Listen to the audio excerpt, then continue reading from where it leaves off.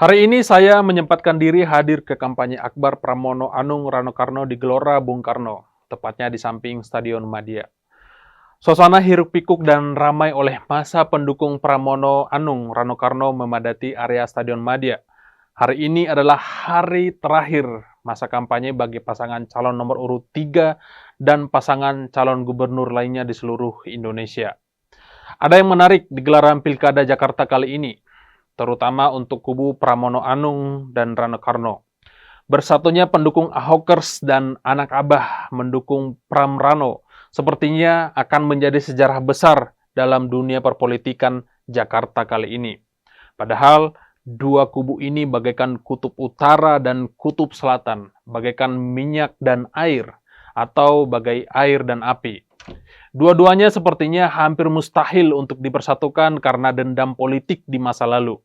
Sebelumnya, tidak pernah sejarahnya kedua kubu ini bersatu demi satu tujuan. Ahokers, kelompok yang lebih duluan eksis dalam perpolitikan Jakarta dan perpolitikan nasional, lahir ketika Ahok masih menjadi wakil gubernur Jakarta, kemudian menjadi gubernur menggantikan Jokowi yang menjadi presiden pada tahun 2014 yang lalu. Ahokers dengan ratusan relawan-relawannya kemudian mendukung Ahok Jarot secara sukarela pada pilkada tahun 2017. Momen itu pula militansi Ahoker diuji karena Ahok pada saat itu ditimpa oleh nasib yang kurang baik.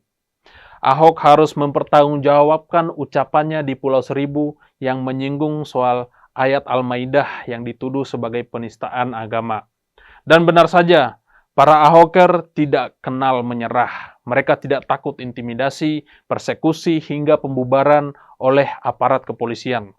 Saya masih ingat, saya punya teman yang Ahoker banget. Dia bahkan sampai terkena tembakan water cannon saat Ahok diadili dan dipidanakan dan dipindahkan ke rumah tahanan. Militansi itu tak ternilai harganya sampai sekarang, padahal mereka tidak dibayar sama sekali. Mereka hanya sedang rindu pemimpin yang tegas, anti korupsi, menjunjung tinggi pluralisme, transparansi, dan pro terhadap rakyat kecil. Memang pada era Ahok, semua urusan terasa gampang dan jauh lebih mudah dibanding sebelumnya. Dari mulai urusan KTP, kesehatan, bantuan sosial, transparansi, transportasi, hingga pendidikan. Apalagi warga bisa melaporkan apapun lewat aplikasi Clue dan warga diperbolehkan setiap hari mengadu ke balai kota secara langsung kepada Ahok itu sendiri. Hal ini membuat semua bawahan Ahok seperti wali kota, camat, lurah, RW, dan kepala-kepala dinas tidak berani main-main sama sekali. Jika ada yang kedapatan main, pasti dipecat atau dicopot dari jabatannya. Proses pemutusan anggaran juga tidak boleh sembarangan. Anggaran sengaja dibuat terbuka lewat e-budgeting sehingga semua orang bisa mengontrol penggunaan anggaran Jakarta. Era Anies agak kontras dengan apa yang terjadi pada sebelumnya. Walau demikian, Anies mampu mengimbangi karya Ahok dengan mempercantik wajah Jakarta menjadi lebih manusiawi dan menarik, dan bahkan menjadi tujuan wisata dengan destinasi yang instagramable. Transportasi yang lebih terintegrasi dan terjangkau, aplikasi Jaki yang fungsinya mirip dengan Clue, beasiswa yang lebih banyak, hingga berbagai terobosan yang dianggap populer untuk kalangan anak-anak muda Jakarta. Beda figur, jelas beda follower atau nama pengikutnya. Jika pengikut Ahok disebut sebagai Ahoker, maka pengikut Anies Baswedan disebut sebagai anak Abah. Walau sebetulnya sebutan anak Abah ini lebih populer pada tahun 2023-2024 pada saat masa kampanye Pilpres 2024. Di Pilpres 2024, baik anak Abah maupun Ahokers sebenarnya masih sangat berseberangan. Walaupun pertarungan agak sedikit tidak sepanas Pilkada Jakarta 2017 karena Pilpres kali ini diikuti oleh 3 pasangan calon.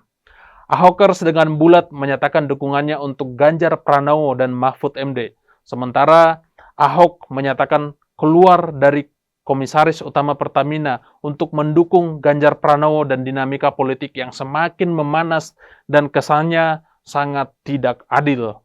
Sementara Pilpres 2024, Ahokers dan anak Abah menghadapi dilema yang sama.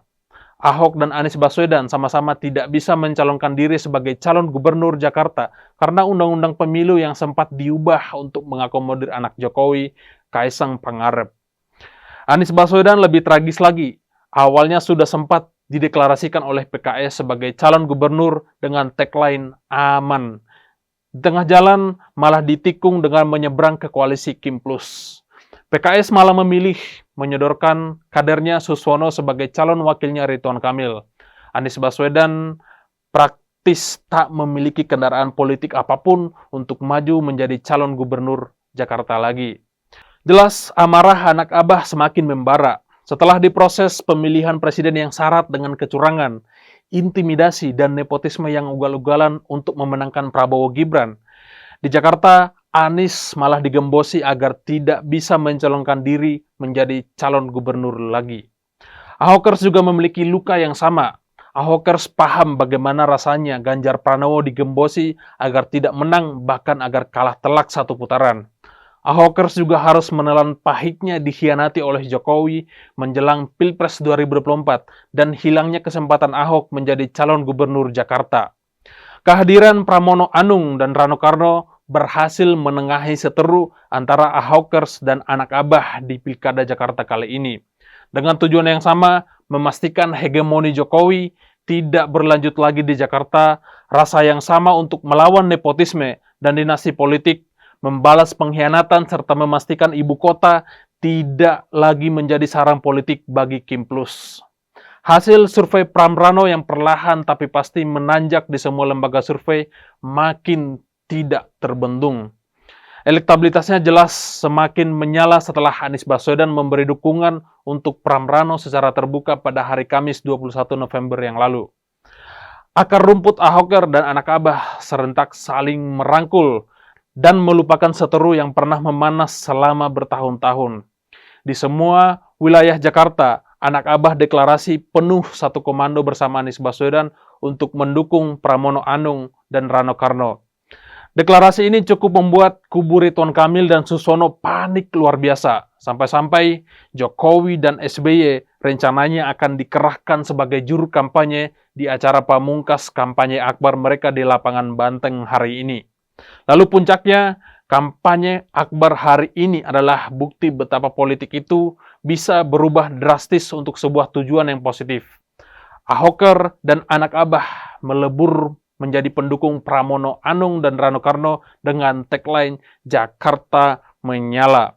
Lawan kita bukan lagi soal lawan Ahok, juga bukan soal lawan Anies Baswedan, tapi lawan kita adalah kekuasaan yang mengintimidasi, kekuasaan yang koruptif, kekuasaan yang menghamba pada nepotisme, kekuasaan yang tamak dan hanya mementingkan kepentingan kelompok, keluarga, atau koalisi tertentu saja.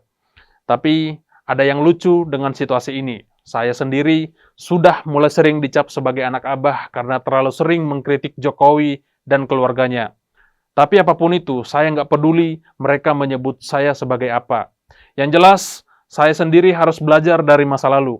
Jangan sekali-sekali mendewakan dan memberhalakan manusia. Juga jangan sekali-sekali terlalu membenci manusia. Suatu saat, orang yang kamu benci akan menjadi temanmu, dan orang yang kamu berhalakan akan menjadi musuhmu. Anak Abah dan Ahokers, mari kita perjuangkan Jakarta menjadi Jakarta yang kompetitif, bersih, transparan, maju, dan manusiawi seperti era Ahok dan Anies. Wajah Jakarta itu hanya akan bisa kita lihat jika Pramono Anung dan Rano Karno menjadi gubernurnya, bukan yang lain. Jakarta harus menyala. Saya John Sitorus, Insight.